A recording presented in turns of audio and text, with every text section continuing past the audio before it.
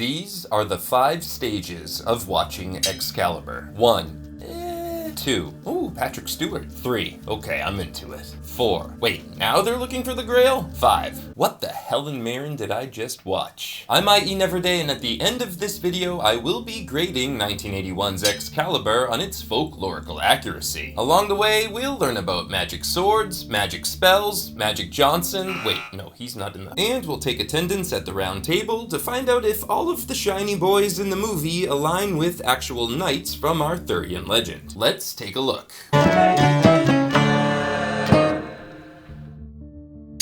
Before Peter Jackson brought The Lord of the Rings to the big screen, director and producer John Boorman gave it a shot. He brought on an Italian architect, Rospo Pallenberg, to help him condense Tolkien's 3-volume epic into a single 3-hour movie. Needless to say, this project never materialized. But the newfound writing team of Boorman and Pallenberg next set their sights on the OG sword and sorcery fantasy epic romance, Le Morte d'Arthur, or The Death of Arthur, which was compiled/composed by Thomas Malory in the 15th century. This work takes a lot of the Arthurian lore that came before and packages it all into a single continuous narrative, which follows the conception, life, and death of King Arthur, while also highlighting the exploits of his knights. Hence, it's been argued that the original title for Le Morte d'Arthur was The Whole Book of King Arthur and of His Noble Knights of the Round Table. That is certainly a better descriptor of Malory's nearly 250,000 word work, which is about half the size of The Lord of the Rings for those keeping score at home. But arguably, and please feel free to argue about this in the comments, Malory's work is narratively denser, by which I mean there's more happening, with fewer poetic detours. I'm looking at you, Tom Bombadil. What's more, Boorman was able to squeeze a story spanning 3 generations of royal Pendragon warriors into a 2-hour and 20-minute film. Is it a perfect film? Of course not. The battles at the beginning in particular feel small, like there are 10 guys fighting another 10 guys, and I am convinced Nigel Terry's performance as Arthur could be seamlessly dropped into Monty Python and the Holy Grail. But hey, that polished aluminum armor looks mwah. And while Ian McKellen denies basing his Gandalf performance on Nicol Williamson's performance as Merlin, the similarities are plain to see. But the inspiration goes both ways. For example, having the Lady of the Lake repair or reforge Excalibur, that wasn't in Malory's story. Malory's version features 2 distinct swords that are both called Excalibur, the sword Arthur pulls from the stone, and the sword given to him by the Lady of the Lake. After Arthur breaks Excalibur number 1 during a fight with King Pellinore of Questing Beast fame, the Lady of the Lake just gives him a new sword, Excalibur 2. The movie streamlines this, reconciling the 2 sword stories by having it be the same sword throughout. First, Merlin summons Excalibur from the Lady of the Lake for Arthur's father, Uther Pendragon, who shoves it into a stone before croaking. Arthur pulls it out, breaks it during a fight with Lancelot, tosses the broken Excalibur into the water, then the Lady of the Lake does a quick underwater repair job, and bada bing bada boom, Excalibur is back in action. Okay, maybe that's not exactly streamlined, but this approach succeeds in keeping the titular sword central to this generation's spanning story. And it's likely Boorman and Pallenberg were inspired by their previous work on The Lord of the Rings, in which the elves famously reforge a legendary sword for the King of Men. What's more, the elves are resigned to their fate. They know that the magical days of old are behind them and that the age of men, for better or worse, is upon them. A sentiment that Merlin shares in 1981's Excalibur. And I quote, "The one god comes to drive out the many gods. The spirit of wood and stream grows silent. It's the way of things. Yes, it's a time for men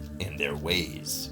End quote. Now, obviously the tension between Celtic paganism and Christianity has always been central to Arthurian legend, because if these stories are as old as people claim, the original King Arthur wouldn't have been a Romano-Brittonic Celtic warrior battling the invading Saxons, or Saracens in Malory's text. He would have been a Brittonic Celtic warrior battling the invading Romans. But the way Merlin talks about a time for men here sounds rather Tolkien-esque. True, in Malory's work, Merlin does warn warn Arthur that despite all of his wizard magic, he, Merlin, is gonna end up getting trapped in the earth courtesy of a powerful witchy woman, which absolutely comes to pass. Granted, in the text, it's Nimue, the second incarnation of the Lady of the Lake, the first one gets her head chopped off, who does the Merlin trapping. While in the movie Excalibur, it's Arthur's half-sister Morgana, aka Morgan Le Fay, who traps Merlin using the charm of making. Speaking of the charm of making, kudos to the filmmakers for turning to Old Irish for these words. Anu, Nathrach,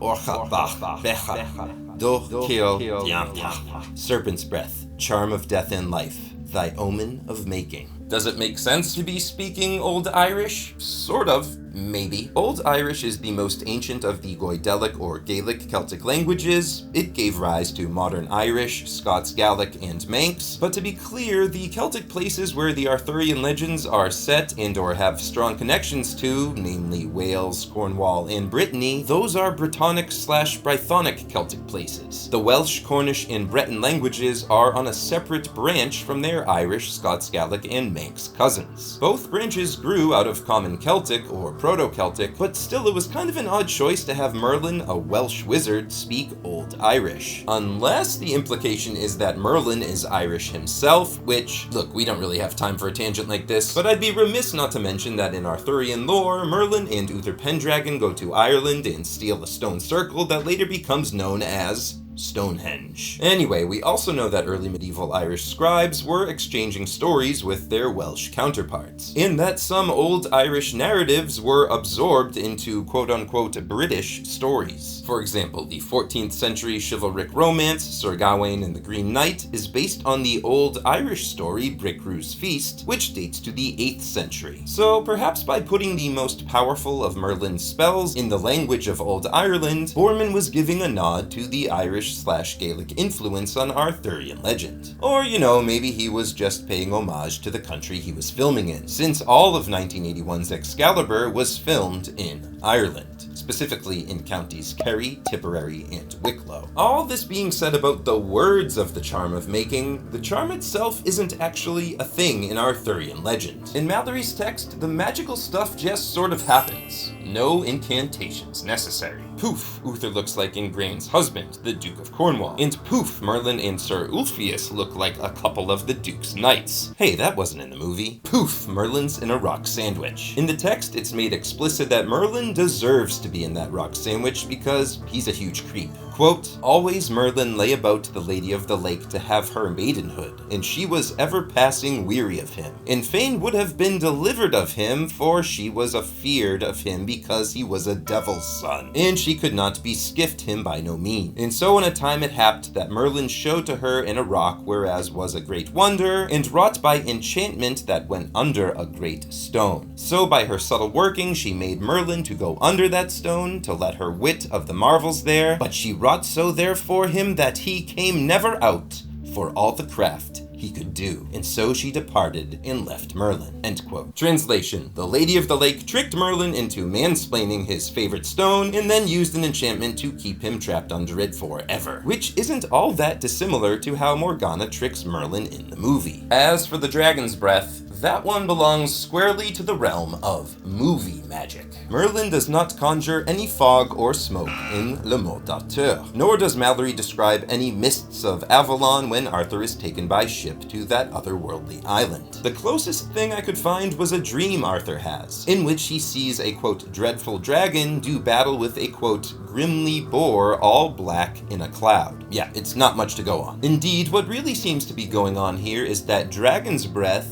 looks cool on screen. And it should be noted that in Homer's Odyssey, Athena envelops Odysseus in a mist that enables him to sneak undetected into a castle so he can talk to a queen. But we don't have to go all the way to Greco-Roman mythology for such inspiration. In Irish mythology, the sea god and otherworldly ruler Manannán mac Lir raises a magical mist, the Féth Fíada, to keep the homes of Ireland's divine tribe, the Tuatha De Danann, hidden from human eyes. This is after the Milesians, i.e. humans representing the arrival of Celtic culture in Ireland, forced the Tuatha Dé Danann underground. The Tuatha Dé Danann retreat to their Sidhe or fairy hills, also known as barrows. Hence the chapter in Tolkien's Fellowship of the Ring, Fog on the Barrow Downs. It's all connected, because we know Boorman and Pallenberg were intimately familiar with The Lord of the Rings. Boorman even corresponded with Tolkien about producing the aforementioned movie adaptation. And we know Tolkien studied Irish mythology and based his elves, at least in part, on the Tuatha Dé Danann, the divine Irish tribe destined to be replaced by humans. So in a sense, while the movie's Dragon's Mist isn't accurate to the source material, it is at least somewhat accurate to the source material's source material. Now, I Liam need someone to explain to me why the Scabbard of Excalibur isn't included in this movie. Because in Malory's text, this scabbard or sheath is arguably more powerful than Excalibur itself. With the scabbard, Arthur cannot bleed from injuries endured. Without it, Blood City. So what does Morgan Le Fay do before the Battle of Camlan? She steals the scabbard, thus making it possible for her son Mordred to kill Arthur. Speaking of the Mordred versus Arthur showdown, I know where Boorman got the look for this scene. True, cinematographer Alex Thompson deserves a lot of the credit, and he got a lot of it. Excalibur was nominated for precisely one Academy Award when it came out, and that was in the cinematography category. It did not win. But in this scene in particular, set on this corpse-strewn battlefield with the glowing orange sun setting in the background, that's pulled directly from N.C. Wyeth's The Death of Arthur and Mordred, an illustration he made for the 1922 edition of the 1880 book The Boy's King Arthur. The Boy's King Arthur being an abridged version of Malory's Le Morte d'Arthur. Wait, so did Boorman and Pallenberg base their Excalibur script on an abridged version of the source material? Not exactly, although it might have been helpful to look at, because in that 1880 reworking, editor Sidney Lanier was able to trim Malory's nearly 250,000 word epic down to a 90,000 word novel. And he brought the focus more squarely on Arthur, his lineage, and a core group of his knights. Which, sure, in a general sense, Boorman and Pallenberg applied that same approach when condensing Malory's work into a 25,000 word script. But a quick perusal of all three of these texts side by side reveals that the movie Excalibur is really doing its own thing here, especially on the Knights of the Round Table front. Pop quiz. Name as many of the Knights of the Round Table as you can from memory.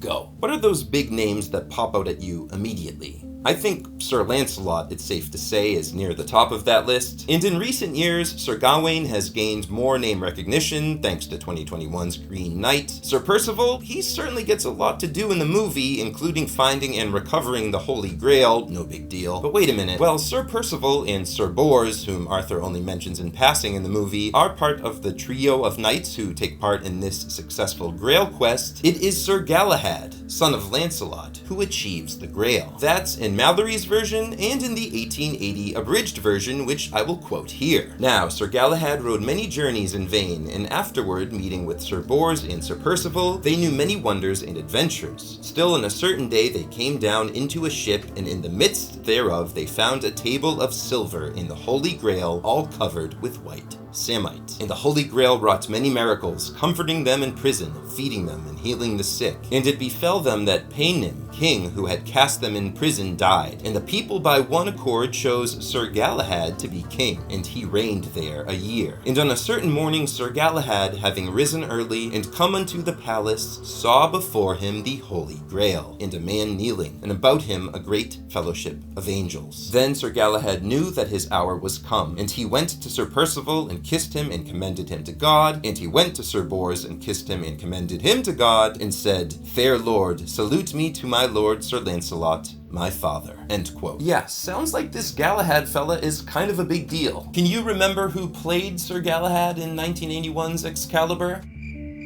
Nobody. They cut him, and they gave all of his glory to Perceval, which, to be fair, was a super smart move on their part, because in the oldest known Grail quest legend, the 12th century Perceval, the Story of the Grail by Chrétien de Troyes, it is Sir Perceval who achieves the Grail. Then in the 13th century, writers switch things up and start naming Sir Galahad as the true Grail Knight, demoting Perceval to sidekick. So really, Boorman and Pallenberg just switched things back. And while they were boosting Perceval's profile, they probably figured figured Sir Bors is redundant. But if we remove Sir Bors, who will volunteer to champion Queen Guinevere in a trial by combat with Sir Lancelot off brooding? Sir Perceval. And then the filmmakers thought, wait, we forgot to include Arthur's earliest and most loyal knight, Sir Bedivere, who famously hesitates to throw Excalibur into a lake when Arthur asks him to, but then he ultimately does, thus allowing Arthur to head on over to Avalon. Who could possibly take over for Sir Bedivere in this crucial role? It's Sir Perceval. Who is this guy's agent? I want to hire them. But the same does not apply for Sir Tristram's agent. Poor Sir Tristram. He's mentioned north of 2,000 times in Malory's Le Morte d'Arthur. Meanwhile, in Boorman's Excalibur, he's a no-show. And lest you think I'm being too harsh on this movie or how the filmmakers handle the lore, let me be clear. I think Excalibur is a major storytelling accomplishment. If my critique sounds nitpicky, that's only because this film offers so many nits for us to pick. Think about the world's most popular film about Arthurian legend. Arguably, it's Monty Python and the Holy Grail. That movie, for all its comedic glory and attention to detail, I gave it an A- in folklorical accuracy, reimagines just a tiny sliver of the available lore. It shows the quest for the Grail already in motion. Whereas in Excalibur, there is so much going on narratively that the Grail quest portion almost feels like an afterthought. One day Arthur's just like, you know what? I think we need a holy chalice for the palace. The filmmakers made a choice here, choosing breadth over depth. Then again, those Grail quest scenes do go pretty deep.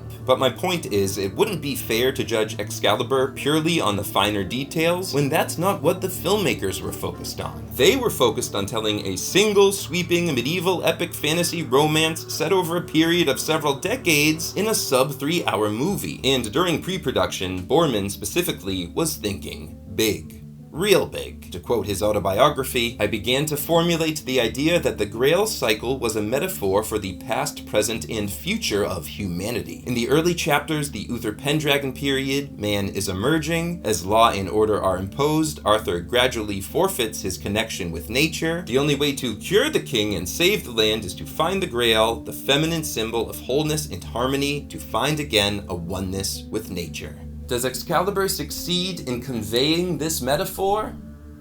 I don't know. But what I do know is that with Excalibur, Boorman and his team achieved something that Peter Jackson and his team would go on to achieve with The Lord of the Rings. He successfully condensed the seemingly uncondensable. As for its folklorical accuracy grade, I'm giving 1981's Excalibur an A. And if you enjoyed this video, please subscribe, leave a like, and comment. When a man lies, he murders some part of the world. As always, I'm IE Neverday. I've got books for sale in the description. Thanks for coming out.